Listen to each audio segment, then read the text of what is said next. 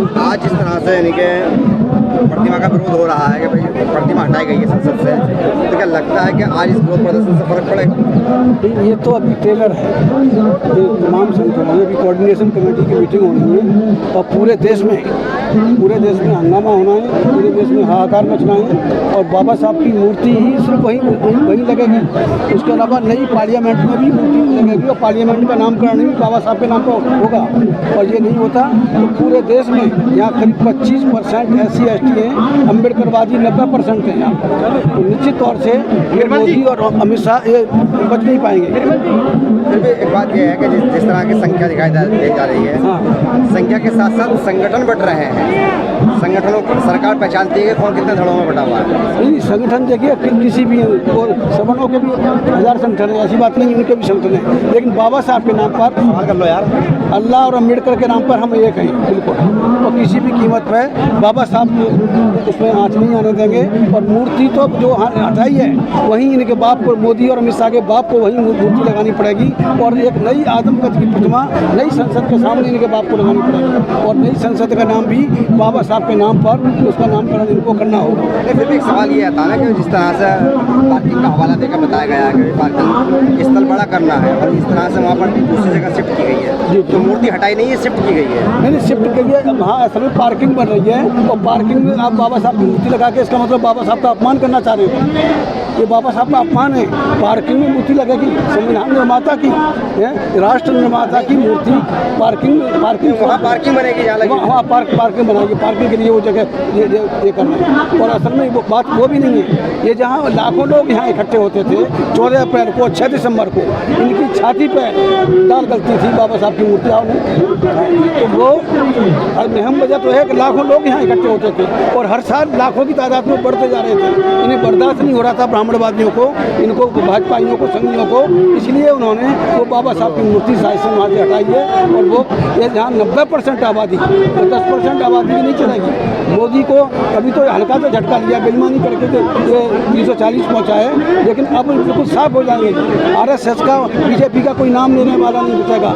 एक बात और हम आपके माध्यम से कहना चाहते हैं कि जितना भी घटक दल हैं NDA के जो मोदी को सरकार बना रही है, हम उनको लेटर लिखेंगे और उनको कहेंगे तो इससे मोदी सरकार से समर्थन वापस लें। और अगर समर्थन वापस नहीं देंगे तो आने वाले समय में वो एक वोट के लिए दलित, आदिवासी, पिछड़े, मुस्लिम, बहुत सी ईसाइयों के एक वोट के लिए उन्हें तरसना पड़ेगा।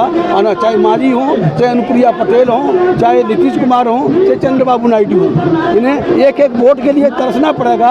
ये तो मैं समझता हूँ इन्होंने अच्छा नहीं किया, बाबा साहब की प्रतिमा को वहाँ से हटा के अच्छा नहीं किया। लेकिन हमें एक मौका ऐसा दे दिया पूरे देशवासियों को। जब बाबा साहब जब संबोधन करते थे तो वो कहते थे मेरे प्यारे देशवासियों, पूरे देश के लिए बाबा साहब थे। तो अब वो जो प्यारे देशवासी हैं वो किसी भी कीमत पर बाबा साहब का अपमान बर्दाश्त नहीं करेंगे। मूर्ति वहीं लगेगी और एक नई मूर्ति भी नई संसद के सामने लगेगी। ये ऐसा उसके लिए हम जल्दी ही सारे संगठनों की कोऑर्डिनेशन कमेटी की मीटिंग बुलाएंगे और दिल्ली नहीं पूरे देश में जेल भरो आंदोलन होगा और इनके बाप की औकात नहीं है कि इस आंदोलन को रोक सकें, अम्बेडकरवाद को रोक सकें। ये तो बुरा करते करते वो कहते हैं ब्लेसिंग इन डिस्गाइज, ये ब्लेसिंग इन डिस्गाइज होगा। बाबा साहब की प्रतिमा को हटाना इनको भारी पड़ जाए, इनको लेने के देने पड़ जाएंगे। इन्होंने गलत जगह हाथ डाला है और इनको अब मुँह की खानी पड़ेगी। ये बच नहीं पाएंगे, मुँह नहीं छुपा पाएंगे। मोदी अमित शाह को हम वहीं जमीन में गड़वाने की औकात रखता है। सर सवाल ये है कि जिस तरीके से बात चल रही थी संविधान हटाने की, संविधान तो वो हटा नहीं पाए क्योंकि मेजोरिटी में नहीं आ पाए और उन्होंने जिस तरीके से बाबा साहब की मूर्ति को हटा दिया तो लगता नहीं कि इसमें जो बहुजन समाज है उसके लिए बड़ा आघात है। देखिए लाखों लोग जो आते थे 14 अप्रैल को 6 दिसंबर को, वो इनसे बर्दाश्त नहीं हुआ और बढ़ता जा रहा था, हुजूम बढ़ता जा रहा था पूरी दुनिया में अम्बेडकरवादियों का। अम्बेडकर जी को आना है, कोई रोक नहीं पा रहा है। तो इन्होंने संविधान को तो चूमता है मोदी और बाबा साहब की प्रतिमा को वहाँ से हटा के पार्किंग में लगाना चाहता है। मतलब फिर भी बात यह है ना कि जितने भी दलित समुदायों के संगठन हैं और पार्टियां हैं, ये तो खुद कहने के हाशिए पे पहुंच चुकी हैं। नहीं, हाशिए पे पहुंचे कहीं पहुंचे, लेकिन बाबा साहब के नाम पे हम एक हैं। बाबा साहब के नाम पे कोई समझौता नहीं है, किसी से समझौता चाहता नहीं है। बाबा साहब के नाम पर हमने बताया ना, इस देश का बहुजन समाज अल्लाह और अम्बेडकर के नाम पर एक है, वो किसी भी कीमत पे पीछे नहीं हटेंगे। हमारे मुसलमान भाई भी साथ हैं, क्रिश्चियन भाई साथ हैं, बुद्धिस्ट बाकी सब तो हैं। निश्चित तौर से ये इतना बड़ा हंगामा होने जा रहा है, ये सरकार झेल नहीं पाएगी, ये RSS झेल नहीं पाएगा इस झटके को, जो झटका उन्होंने खुद लिया है। ये झटके को बर्दाश्त नहीं कर पाएंगे, झेल नहीं पाएंगे। और निश्चित तौर से बाबा साहब की प्रतिमा उन्हें वहीं लगानी पड़ेगी, उनके बाप को लगानी पड़ेगी।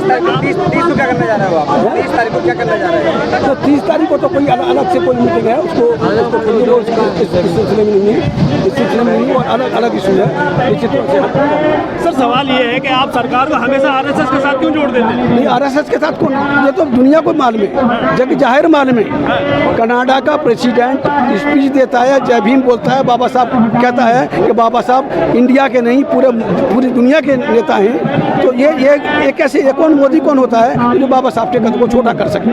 तो ये समझ लिए कि जो क्या होता है बर की उसमें हाथ डाला है, और ये इसको मोदी को खानी पड़ेगी। मोदी और अमित शाह इस धरती से मिट के रहेंगे, ये मेरा वादा है।